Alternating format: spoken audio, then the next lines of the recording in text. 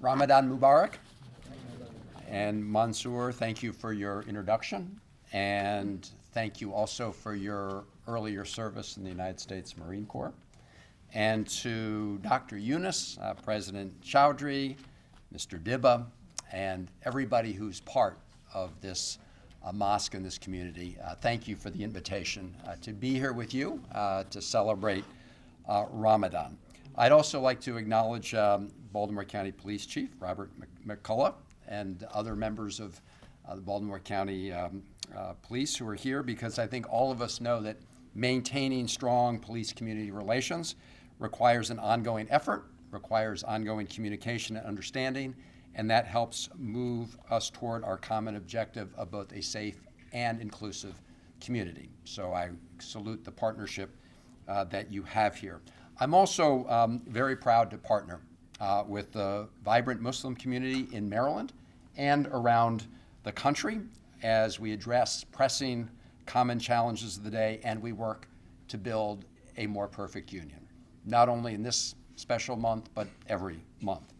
And tonight it is my honor to join you and the Muslim community to celebrate the start of the holy month of Ramadan. It's not just the very beginning. I know the sliver of the moon is growing a little larger, but it's wonderful to be here as we gather in a time for reflection, for spiritual growth, and for community, and as the Ahmadiyya Muslim community poster there says, love for all, hatred for none.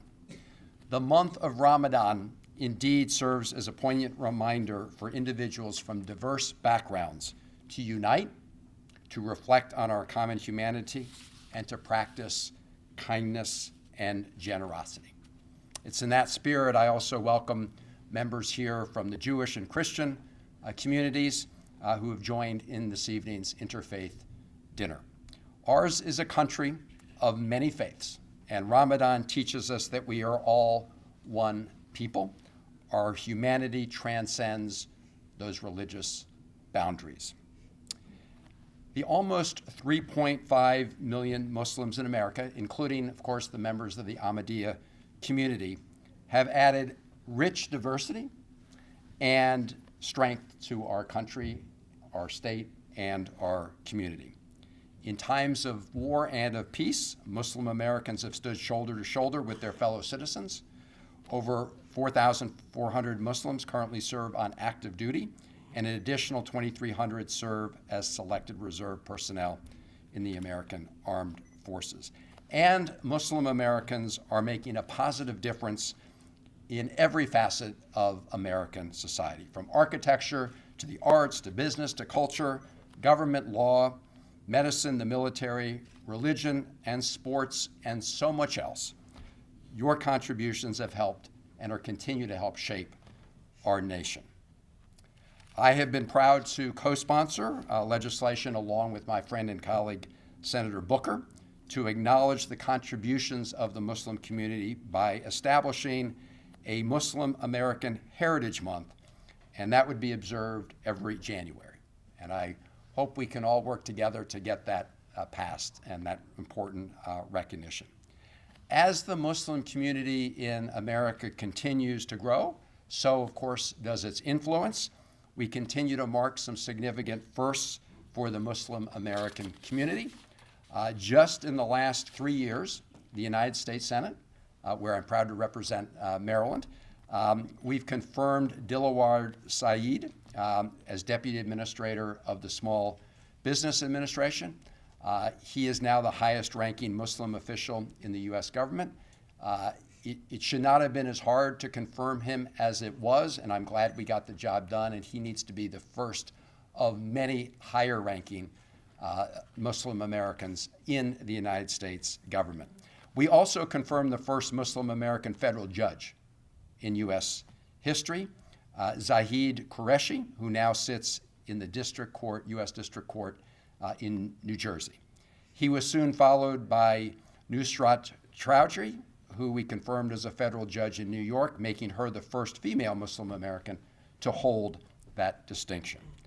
And last year, President Biden nominated Abdil Manji to serve on the United States Court of Appeals for the Third Circuit. If confirmed, Manji would become the first Muslim American to ever serve on our nation's federal circuit courts. And I look forward to casting my vote in support of his confirmation in the United States Senate. Now, these accomplishments, these firsts, hopefully will no longer be the firsts in very short order. We need to continue to make progress, and one of the ways we need to do it is to work together to identify more paths to promote talent and capability wherever we see it, and need to actively reach out to the Muslim American community to be included in all parts of our society, but of course including in the federal government, whether it's the executive branch, the courts, or the United States Congress. Now, despite this progress and growing prosperity, Muslim American communities in the United States have sadly continued to face discrimination and violence. This is made worse when global events over periods of time present an excuse for some demagogues to sow division for their own political benefit. We have seen this in the form of different politicians fear-mongering, spreading hate and misinformation, and pushing policies that restrict our civil and human rights, including those who pushed for a Muslim ban a number of years ago. We all have a responsibility to stand up against Islamophobia, anti-Semitism, and religious bigotry or other bigotry of any form whenever we see it in our community, because diversity has been the great strength, a great strength of America, and religious freedom and pluralism are among our nation's founding principles, and we need to make sure that we stand up for those principles. We must demand that leaders remind us of all these things in our darkest days. I recall after the attacks on the United States in 9/11, George W. Bush, who was president, I disagreed with him on many things. But I was pleased that after those attacks, one of the first acts he took was to visit the Washington Mosque, the mosque in Washington, D.C., to boldly reject the idea that Muslims in America should somehow be held responsible for the evil acts of a few who tried to hijack a great religion for their own political purposes. That was the right thing to do at that moment. He condemned harassment against Arabs and Muslims and sent a clear message that hate crimes and discrimination based on religious or ethnic identity are absolutely unacceptable in the United States of America.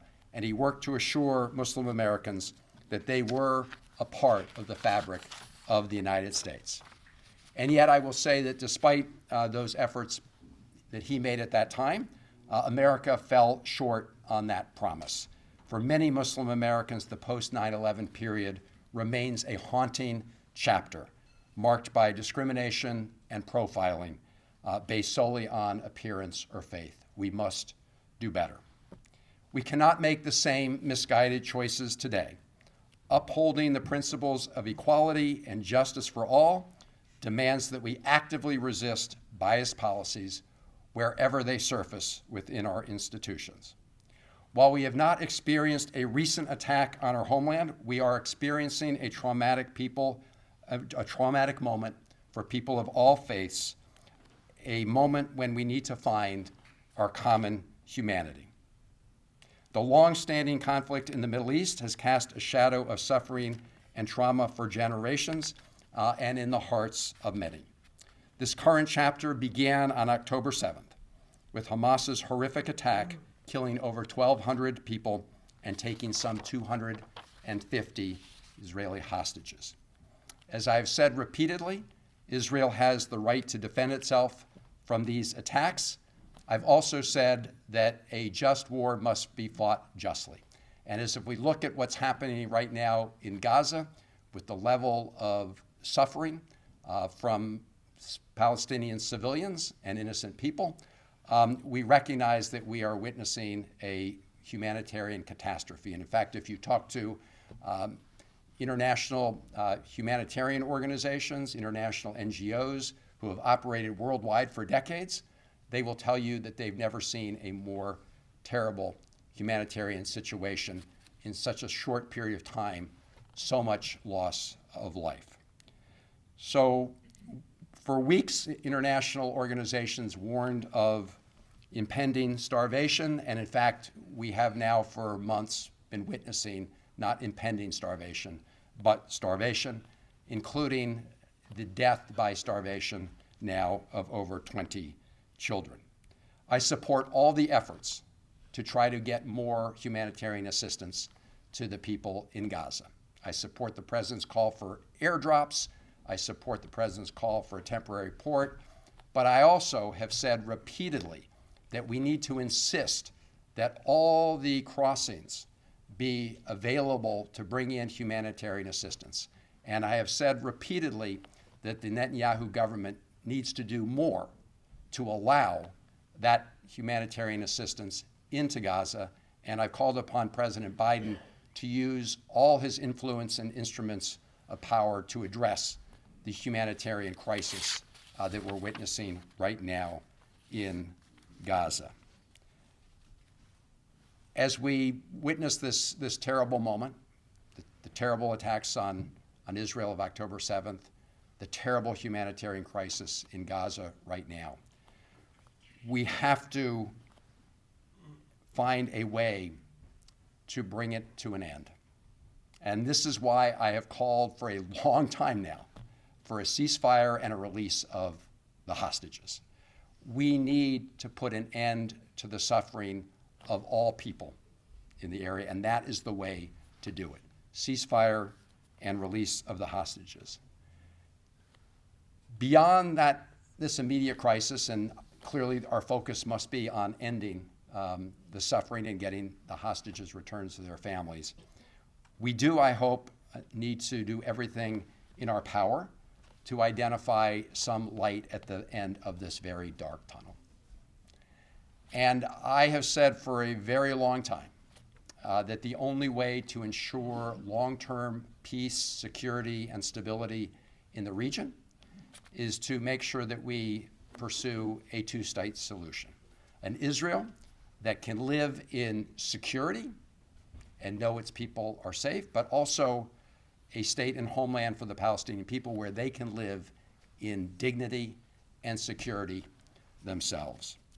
That must be our goal, and that must be the way forward.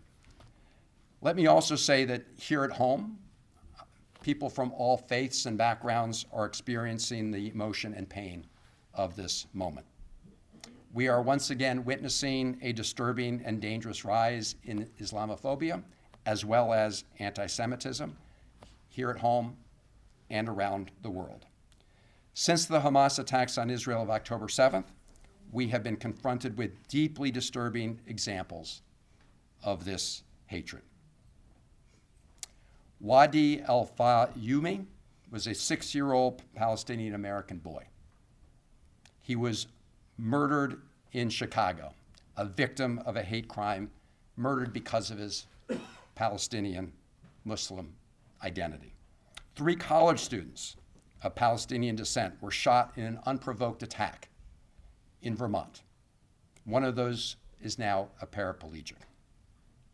We've also seen a rise of anti-Semitism on college campuses and virulent anti-Semitism in other places around our state and our country.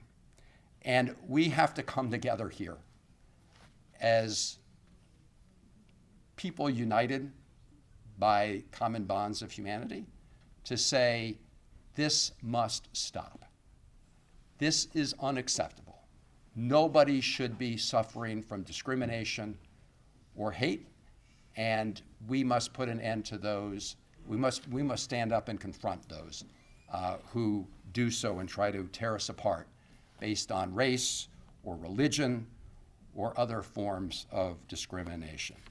So I hope that during this time of Ramadan that we do exactly that, because that is the idea behind Ramadan. It's a time of reflection, it's a time of community, it's a time to appeal to our common humanity.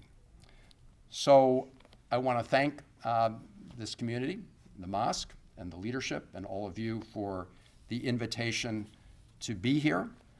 I look forward to our continued work together, and my thoughts are with all of you during this time of conflict around the world. It's a challenging moment that we must face with courage, with strength, with resilience, and with mercy. And we must all, as individuals, take on our responsibility to reach out to our neighbors, regardless of religion, regardless of race, regardless of background, and do our part to try to build a more peaceful community, more peaceful country, and a more peaceful world. That is what celebrating Ramadan is all about. Ramadan Mubarak.